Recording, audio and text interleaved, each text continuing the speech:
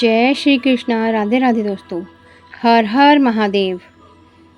सनातन धर्म में शनि त्रयोदशी व्रत का बड़ा महत्व है।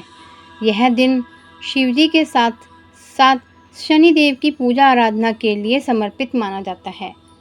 जब त्रयोदशी तिथि शनिवार को पड़ती है तो उसे शनि त्रयोदशी के नाम से जाना जाता है। धार्मिक मान्यताओं के अनुसार शनि प्रदोष व्रत यानी शनि त्रयोदशी के दिन शिवजी और शनिदेव की पूजा करने से कुंडली में शनि की साढ़ेसाती और ढैया समेत सभी अशुभ प्रकोपों को कम किया जा सकता है। इस बार मई महीने का आखिरी प्रदोष व्रत हिंदू पंचांग के अनुसार ज्येष्ठ माह के कृष्ण पक्ष की त्रयोदशी तिथि शाम 24 मई 7:20 पर शुरू होगी, जो कि 25 मई 2025 को दोपहर 3:51 पर समाप्त होगी। उदया तिथि पड़ने के कारण यह 24 मई को प्रदोष व्रत किया जाएगा। आपको बता दें कि मई महीने का आखिरी प्रदोष शनिवार को है, इसलिए शनि प्रदोष कहा जाएगा। शनि प्रदोष व्रत के दिन सुबह जल्दी उठना चाहिए और स्नान आदि के बाद स्वच्छ कपड़े धारण करें, घर के मंदिर की साफ सफाई करें और शिव परिवार की प्रतिमा की पूजा आरंभ करें। रजनी मुखम के अनुसार सायंकाल के बाद और रात्रि आने से पूर्व दोनों के बीच का जो समय है उसे प्रदोष कहते हैं। व्रत करने वाले को उसी समय भगवान शंकर का पूजन करना चाहिए। प्रदोष व्रत करने वाले को त्रयोदशी तिथि के दिन भर भोजन नहीं करना चाहिए। शाम के समय जब सूर्यास्त में 3 घड़ी का समय शेष रह जाए तब स्नान आदि कर्मों से निवृत्त होकर श्वेत वस्त्र धारण करके तत्पश्चात संध्या वंदन करने के बाद शिव जी का पूजन आरंभ करें। पूजा के स्थान को स्वच्छ जल से धोकर वहां मंडप बनाएं। वहां 5 रंगों के पुष्पों से पद्म पुष्प की आकृति बनाकर कुश का आसन बिछाएं। आसन पर पूर्वाभिमुख बैठें और उसके बाद भगवान महेश्वर का ध्यान करें। भगवान शिव पर पंचामृत से अभिषेक करें और उस पर बेलपत्र, आँख के फूल, धतूरा, भांग, गन्ना और शहद से अभिषेक करें। इसके बाद शनि प्रदोष व्रत की कथा सुनें और ओम नमः शिवाय मंत्र का जाप करें और शिव जी की आरती उतारें। पूजा समाप्त होने के बाद क्षमा प्रार्थना जरूर करें। इसके बाद पीपल के वृक्ष के समीप सरसों के तेल का एक दीपक जरूर जलाएं, जिससे शनिदेव की पूजा आराधना और मंत्रों का जाप अवश्य करें। त्रयोदशी अर्थात प्रदोष का व्रत करने वाला मनुष्य सदा सुखी रहता है। उसके संपूर्ण पापों का नाश इस व्रत से हो जाता है। इस व्रत के करने से विधवा स्त्रियों को अधर्म से ग्लानि होती है और सुहागन नारियों का सुहाग सदा अटल रहता है। बंदी कारागार से छूट जाता है। जो स्त्री पुरुष जिस कामना को लेकर इस व्रत को करते हैं उनकी सभी कामनाएं कैलाशपति शंकर जी पूरी करते हैं।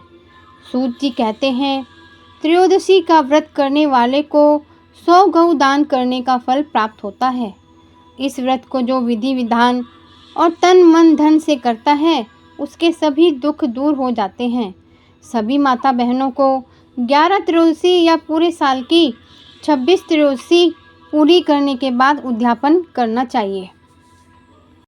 आइए अब सुनते हैं शनिवार त्रयोदशी अर्थात शनि प्रदोष व्रत कथा। गर्गाचार्य जी के कहा, हे महामते, आपने शिव शंकर प्रसन्नता हेतु समस्त प्रदोष व्रतों का वर्णन किया। अब हम शनि प्रदोष विधि सुनने की इच्छा रखते हैं, सो कृपा करके सुनाइए। तब सूत जी बोले, हे ऋषि, निश्चित रूप से आपका शिव पार्वती के चरणों में अत्यंत प्रेम है। मैं आपको शनि त्रयोदशी के व्रत की विधि बतलाता हूँ, सो ध्यान से सुने। पुरातन कथा है कि एक निर्धन ब्राह्मण की स्त्री दरिद्रता से दुखी हो सांडिल्य ऋषि के पास जाकर बोली, हे महामुने, मैं अत्यंत दुखी हूँ, दुख निवारण का उपाय बतलाइए। मेरे दोनों पुत्र आपकी शरण में हैं। मेरे ज्येष्ठ पुत्र का नाम धर्म है, जो कि राजपुत्र है, और लघु पुत्र का नाम शुचिव्रत है। अतः हम दरिद्री हैं, आप ही हमारा उद्धार कर सकते हैं। इतनी बात सुन ऋषि ने शिव प्रदोष व्रत करने के लिए कहा। तीनों प्राणी प्रदोष व्रत करने लगे। कुछ समय पश्चात प्रदोष व्रत आया। तब तीनों ने व्रत का संकल्प लिया। छोटा लड़का, जिसका नाम शुचिव्रत था, एक तालाब पर स्नान करने को गया तो उसे मार्ग में स्वर्ण कलश धन से भरपूर मिला। उसको लेकर वह घर आया। प्रसन्न हो माता ने कहा कि माँ, यह धन मार्ग से प्राप्त हुआ है। माता ने धन देखकर शिव महिमा का वर्णन किया। राजपुत्र को अपने पास बुलाकर बोली, देखो पुत्र, यह धन हमें शिवजी की कृपा से प्राप्त हुआ है, अतः प्रसाद के रूप में दोनों पुत्र आधा आधा बांट लो। माता का वचन सुन राजपुत्र ने शिव पार्वती का ध्यान किया और बोला, पूज्य, यह धन आपके पुत्र का ही है, मैं इसका अधिकारी नहीं हूँ। मुझे शंकर भगवान और माता पार्वती जब देंगे तब लूँगा। इतना कहकर वह राजपुत्र शंकर जी की पूजा में लग गया। एक दिन दोनों भाइयों का प्रदेश भ्रमण का विचार हुआ। वहाँ उन्होंने अनेक गंधर्व कन्याओं को क्रीड़ा करते हुए देखा। उन्हें देख शुचिव्रत ने कहा, भैया, अब हमें इससे आगे नहीं जाना है। इतना कह शुचिव्रत उसी स्थान पर बैठ गया, परंतु राजपुत्र अकेले ही स्त्रियों के बीच में जा पहुंचा। वहां एक स्त्री अति सुंदर राजकुमार को देख मोहित हो गई और राजपुत्र के पास पहुंचकर कहने लगी कि हे सखियों, इस वन के समीप ही जो दूसरा वन है, तुम वहां जाकर देखकर आओ। मैं यहाँ बैठी हूँ, मेरे पैर में बहुत पीड़ा है। ये सुन सब सखियाँ दूसरे वन में चली गईं। वह अकेली सुंदर राजकुमार की ओर देखती रही। इधर राजकुमार भी कामुक दृष्टि से निहारने लगा। युवती बोली, आप कहाँ रहते हैं? वन में कैसे पधारे? किस राजा के पुत्र हैं और क्या नाम है? राजकुमार बोला, मैं विदर्भ नरेश का पुत्र हूँ, आप अपना परिचय दें। युवती बोली, मैं विद्रविक नामक गंधर्व की पुत्री हूँ। मेरा नाम अंशुमती है। मैंने आपकी मन स्थिति को जान लिया है कि आप मुझे पर मोहित हैं। विधाता ने हमारा संयोग मिलाया है। युवती ने मोतियों का हार राजकुमार के गले में डाल दिया। राजकुमार हार स्वीकार करते हुए बोला, हे भद्रे, मैं आपका प्रेमोपहार स्वीकार कर लिया है, परंतु मैं निर्धन हूँ। राजकुमार के इन वचनों को सुनकर गंधर्व कन्या बोली कि मैं जैसा कह चुकी हूँ वैसा ही करूँगी, अब आप अपने घर जाइए। इतना कहकर वह गंधर्व कन्या सखियों से जा मिली। घर जाकर राजकुमार ने शुचिव्रत को सारा वृतांत कह सुनाया। जब तीसरा दिन आया, वह राजपुत्र शुचिव्रत को लेकर उसी वन में जा पहुँचा। वहीं गंधर्व राज अपनी कन्या को लेकर आ पहुँचा। इन दोनों राजकुमारों को देख आसन दे कहा कि मैं कैलाश पर गया था। वहाँ शंकर जी ने मुझसे कहा कि धर्मगुप्त नाम का राजपुत्र है जो इस समय राज्य विहीन निर्धन है, मेरा परम भक्त है। हे गंधर्वराज, तुम उसकी सहायता करो। मैं महादेव जी की आज्ञा से इस कन्या को आपके पास लाया हूँ, आप इसका निर्वाह करें।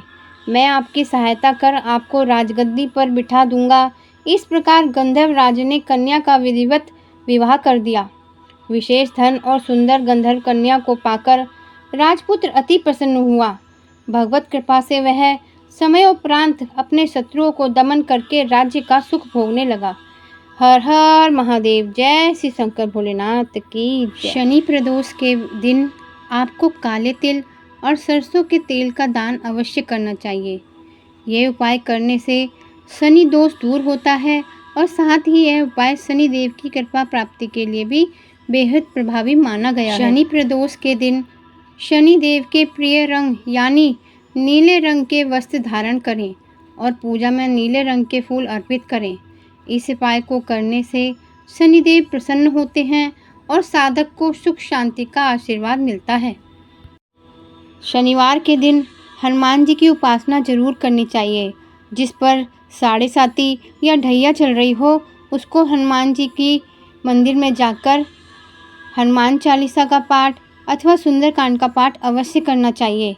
जिस पर हनुमान जी की कृपा रहती है, उस पर कभी शनिदेव जी उसका कुछ भी नहीं बिगाड़ पाते, उसको हमेशा अच्छे फल ही प्रदान करते हैं। आपको यह कथा अच्छी लगी हो तो कृपया मेरे चैनल को सब्सक्राइब ज़रूर करें, ताकि आपको आगे आने वाली मेरी और भी ऐसी कथाओं और व्रतों के बारे में समय समय पर जानकारी मिल सके। जय श्री कृष्णा, राधे राधे, हर हर महादेव। भोलेनाथ आपकी सभी मनोकामनाएं पूर्ण करें।